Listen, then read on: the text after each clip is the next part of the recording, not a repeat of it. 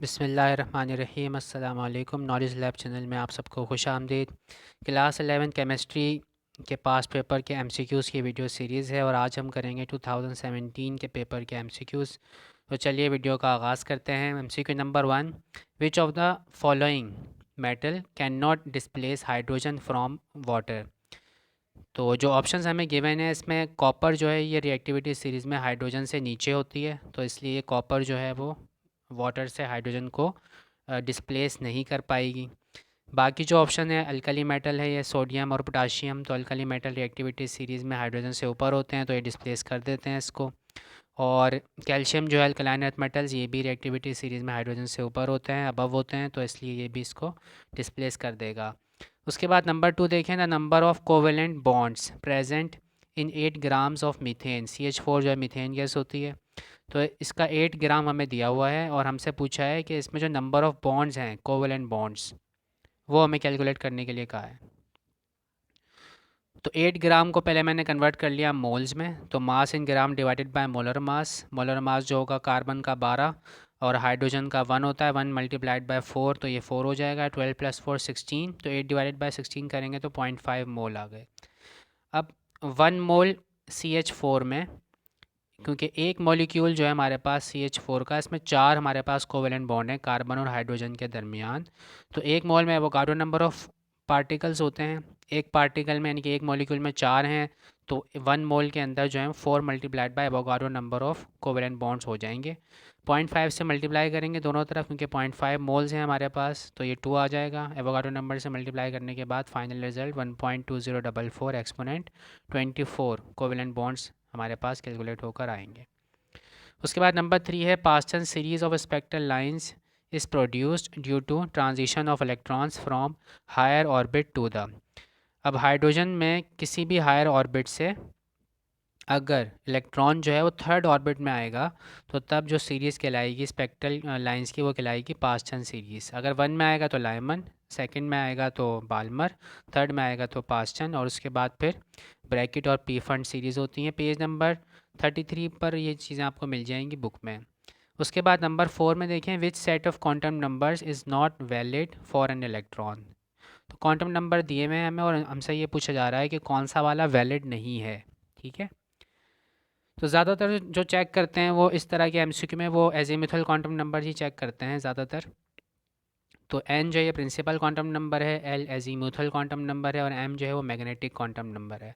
Azimuthal quantum number जो है इसकी वैल्यू होती है N0 to N-1। तो यहाँ पर देखें ऑप्शन ए, सी और डी में तो ये क्राइटेरिया फुलफ़िल हो रहा है, जबकि बी में देखें n=1 है। n=1 का मतलब के शेल है, तो के शेल के अंदर सिर्फ एक ही ऑर्बिटल होता है, s ऑर्बिटल, जबकि l=1 जो है वो p ऑर्बिटल के लिए होती है वैल्यू। ठीक है ना, तो इसलिए ये वाला जो हमारे पास है ऑप्शन बी, ये इनकरेक्ट है, this is not correct, this is not valid. ठीक है, उसके बाद देखें नंबर 5, और the central atom is sp2 hybridised in. Page number 58 पर आपको ये मिल जाएगा, sp2 हाइब्रिडाइजेशन वहाँ पे कंप्लीट मौजूद है। और bf3 जो है बोरॉन ट्राईफ्लोराइड, इसमें जो बोरॉन का जो एटम है सेंट्रल एटम होता है और इसकी जो हाइब्रिडाइजेशन होती है वो sp2 हाइब्रिडाइजेशन होती है। मीथेन में sp3 होती है, बेरिलियम में sp और वाटर में sp3। इसके बाद नेक्स्ट MCQ नंबर 6, पीछे हमने कहा कितने किए हैं, 5 तक किए हैं। ठीक है जी, MCQ number 6, which one of the following has greater bond energy. तो बुक में पेज नंबर 67 पर टेबल नंबर 3.2 है, वहाँ पर आपको ये मिल जाएगा। कार्बन ऑक्सीजन ट्रिपल बॉन्ड जो है इसकी बॉन्ड एनर्जी सबसे ज़्यादा होती है। अब आप ये सोच रहे होंगे कि कार्बन और ऑक्सीजन के दरमियान तो डबल बॉन्ड ज़्यादातर आपने देखे हैं, सिर्फ एक ही ऐसा कंपाउंड है कार्बन मोनोऑक्साइड जिसमें कार्बन और ऑक्सीजन के दरमियान ट्रिपल बॉन्ड होता है, उसकी बॉन्ड एनर्जी बहुत ज़्यादा हाई होती है। ठीक है, अदरवाइज़ जो है वो नाइट्रोजन जो है उसके जो ट्रिपल बॉन्ड्स हैं उसके दरमियान इसकी जो बॉन्ड एनर्जी है वो ज़्यादा होती है अदरवाइज़। ठीक है, अगर ये वाला ऑप्शन ना होता तो। ठीक है, इन दोनों की कम है। उसके बाद देखें number 7, which one of the following gases possesses lowest density. तो डेंसिटी होती है मास अपॉन वॉल्यूम, तो गैसेस जो होती हैं इनका वॉल्यूम तो फिक्स होता है पर्टिकुलर टेम्परेचर पर, तो जिसका मास जो है कम होगा, मोलर मास जिसका कम होगा, मॉलिक्यूलर मास जिस गैस का कम होगा उसकी डेंसिटी जो है वो क्या होगी, कम होगी। तो मीथेन का जो है मास सबसे कम है 16 है, कार्बन डाइऑक्साइड का 44, नाइट्रोजन का 28, अमोनिया अमोनिया का 17, 17। तो सबसे कम जो है CH4 का है, तो इसकी जो डेंसिटी है वो सबसे कम होगी, ठीक है। उसके बाद number 8, if both the pressure and temperature of a gas are doubled then volume, तो P1 V1 upon T1 is equal to P2 V2 upon T2 जो है यहाँ पे अप्लाई होगा। तो प्रेशर जो है वो 2 टाइम्स इंक्रीज़ कर रहे हैं और टेम्परेचर भी 2 टाइम्स इंक्रीज़ कर रहे हैं। तो प्रेशर जो है वो न्यूमरेटर में है और टेम्परेचर डिनोमिनेटर में, दोनों 2 टाइम इंक्रीज़ किया है, तो 2 से 2 कैंसिल आउट हो जाएगा, कोई फ़र्क नहीं पड़ेगा। तो रिमेन सेम इसका करेक्ट आंसर है। उसके बाद देखें the boiling points of ammonia water and hydrogen fluoride, और ये हाइड्रोजन बॉन्डिंग का टॉपिक है, applications of hydrogen bonding, page number 114 115। यहाँ पे आपको इसकी डिटेल मिल जाएगी। और पेज नंबर 114 पर फिगर मौजूद है, ग्राफ बना हुआ है वहाँ पर एक, तो वहाँ से आपको उसके डायरेक्टली इसका आंसर आपको पता चल जाएगा। फिगर नंबर है 5.2, ठीक है। रीज़न मैं बता देता हूँ कि ऐसा क्यों है। Boiling point of ammonia water and hydrogen fluoride decrease in the order, सबसे ज़्यादा जो बॉइलिंग पॉइंट है वो होता है वाटर का, क्योंकि इसमें जो हाइड्रोजन बॉन्डिंग तो देखें तीनों में होगी, वाटर में भी होगी, हाइड्रोजन फ्लोराइड में भी होगी और अमोनिया में भी होगी। बस फ़र्क सिर्फ ये है कि हाइड्रोजन बॉन्डिंग जो वाटर में है इसमें 2 हाइड्रोजन बॉन्ड बनते हैं, और हाइड्रोजन फ्लोराइड में और अमोनिया में सिंगल सिंगल जो है वो हाइड्रोजन बॉन्ड बनते हैं। अब दोनों में डिफरेंस क्यों है, हाइड्रोजन फ्लोराइड की जो है वो ज़्यादा क्यों है, बॉइलिंग पॉइंट ज़्यादा क्यों है, अमोनिया का जो है वो कम क्यों है, उसका रीज़न ये है कि इलेक्ट्रोनेगेटिविटी जो है फ्लोरीन की वो नाइट्रोजन के मुकाबले में ज़्यादा है, तो इसलिए यहाँ पे जो बॉन्डिंग होती है वो स्ट्रॉन्गर होती है हाइड्रोजन फ्लोराइड में, ठीक है।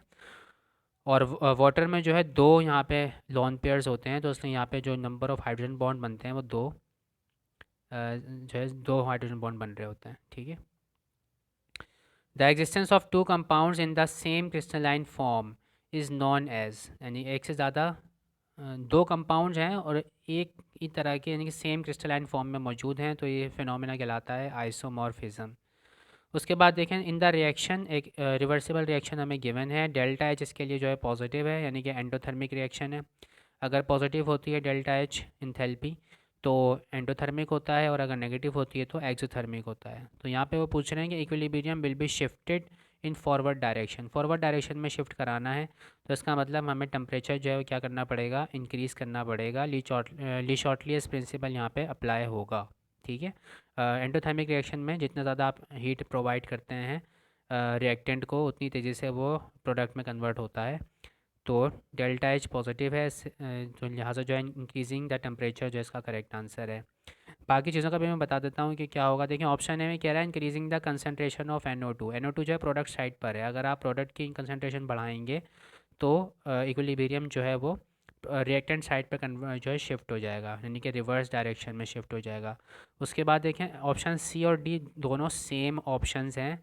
प्रेशर यहाँ पे देखें इंक्रीज़ कर रहा है, यहाँ पे कह रहा है डिक्रीजिंग द वॉल्यूम, तो दोनों ही सेम बात हैं, दोनों के लिए सेम होगा।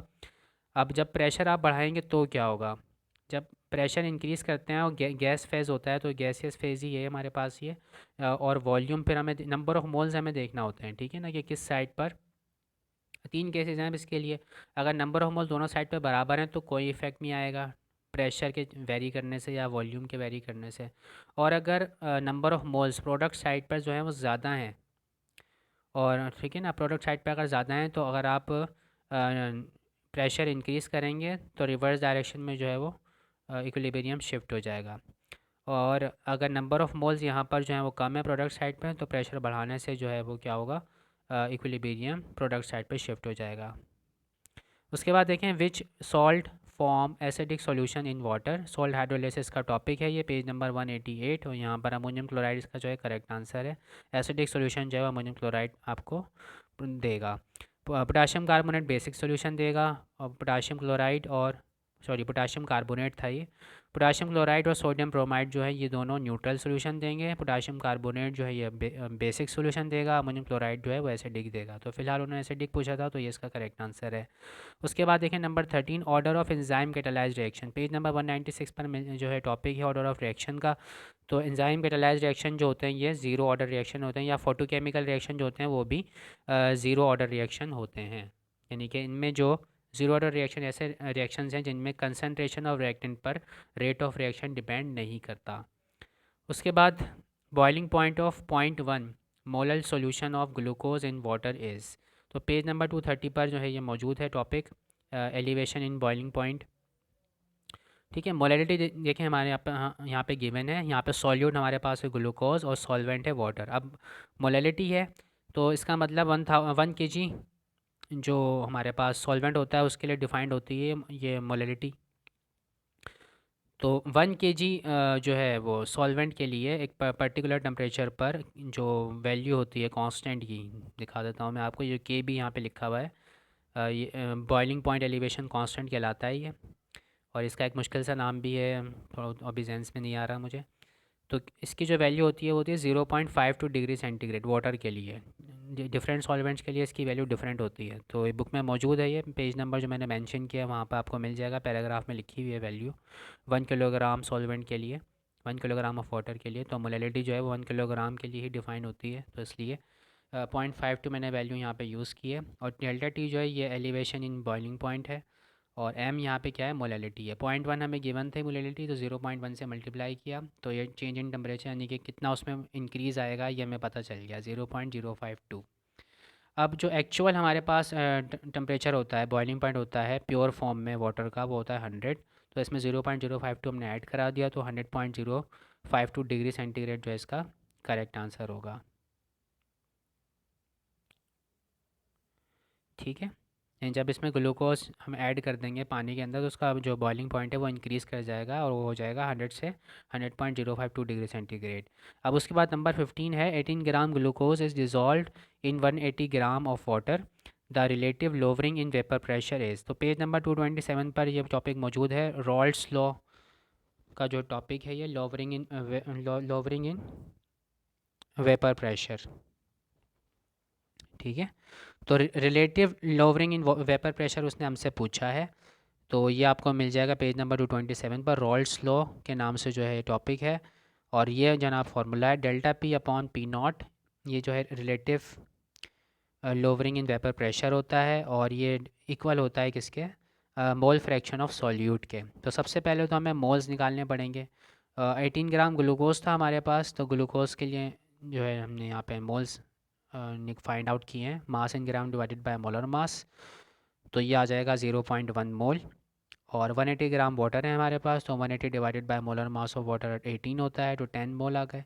उसके बाद मोल फ्रैक्शन निकालने का फॉर्मूला क्या होता है, तो मोल फ्रैक्शन सॉल्यूट यहाँ में हमारे पास ग्लूकोज था, ग्लूकोज के मोल ऊपर रखेंगे और टोटल नंबर ऑफ मोल्स नीचे रखेंगे। तो 0.1 प्लस 10 ये टोटल मोल्स हैं, और 0.1 जो है ये वाला, ये है हमारे पास सॉल्यूट। तो कैलकुलेट किया हमने तो 0.01 इसकी जो है वैल्यू आई है, तो 0.01 जो है इसका करेक्ट आंसर है। नेक्स्ट हमारे पास मौजूद है अब standard enthalpy of formation is 0.4। तो स्टैंडर्ड इंथैल्पी ऑफ फॉर्मेशन जो है वो एलिमेंट्स के लिए जो होती है वो ज़ीरो होती है। तो यहाँ पे देखें ये कंपाउंड है, वाटर कंपाउंड है, सोडियम क्लोराइड कंपाउंड है, ये ग्लूकोज का फार्मूला है। यहाँ पर ऑक्सीजन जो यहाँ पे एलिमेंट है, तो एलिमेंट जो होते हैं उनके लिए इंथैल्पी ऑफ फॉर्मेशन हम ज़ीरो कंसिडर करते हैं स्टैंडर्ड फॉर्म में, तो ये इसका जो है करेक्ट आंसर होगा। उसके बाद देखें number 17, 1 coulomb is the charge carried bye. तो किस तरह कैलकुलेट करेंगे जनाब, इलेक्ट्रॉन की फॉर्म में उसने हमसे पूछा है आंसर। तो 1 इलेक्ट्रॉन पे जो है, एक इलेक्ट्रॉन का जो चार्ज होता है वो 1.6 10⁻⁻19 कूलम होता है। तो अब उसने पूछा है कि 1 कूलम चार्ज है उसमें कितने इलेक्ट्रॉन होंगे, तो दोनों तरफ मैंने क्या कर दिया, 1.6 एक्सपोनेंट -19 से डिवाइड करवा दिया है। कैलकुलेट किया तो ये आया 6.25 एक्सपोनेंट 18 इलेक्ट्रॉन्स, यानी इतने इलेक्ट्रॉन जो हैं अगर हों मौजूद तो ये जो 1 कूलम चार्ज जो है वो अचीव हो जाएगा। तो इस तरह से हमने सारे कंप्लीट कर लिए हैं MCQ जनाब, टोटल 17 थे, सारे कंप्लीट कर लिए हमने जनाब MCQs। तो आज की वीडियो में इतना ही। कोशिश करूँगा मैं कि मज़ीद जो पास्ट पेपर्स हैं उनके भी MCQs जो है वो अपलोड कर दूँ सॉल्व करके। थैंक यू सो मच, अल्लाह हाफिज़।